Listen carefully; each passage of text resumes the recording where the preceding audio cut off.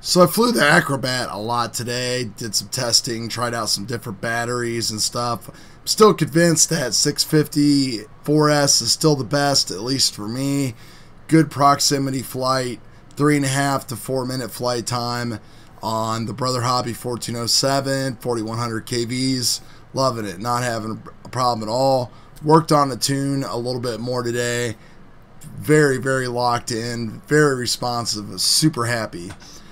One thing though that a commenter brought up on my latest video was just how bad the video looked though. The compression, you know, the way YouTube just messes around with the split because the split mini doesn't record at a higher bit rate like our GoPros and stuff do. So I've seen a few YouTubers do things with split mini and video up converting and down converting and how you set your sequence settings and everything like that. And I have seen stuff with the CADX turtle video as well. So I decided that I wanted to do the same thing with the Acrobrat split mini footage from today.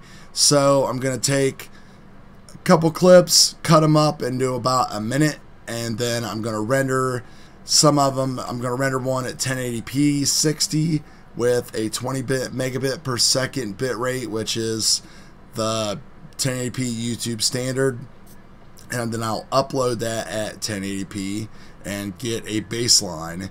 And then probably what I'll do then is just go for the moon, and I will do a 4K upsample and then upload it on a 4K timeline, and we'll see how it looks.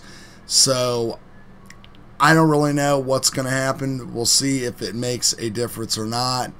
I'm guessing it's probably not going to make that big of a difference, but it's worth a shot, because if you own a split mini and an Acrobrat, you know that the video that you get looks a lot better on your monitor than it does when you play it back over YouTube. So hey, so let's just see what happens. So this video, 1080p 60 frames a second, uploaded on a 1080p time frame in Adobe Premiere, and then uploaded to YouTube at a 1080p resolution.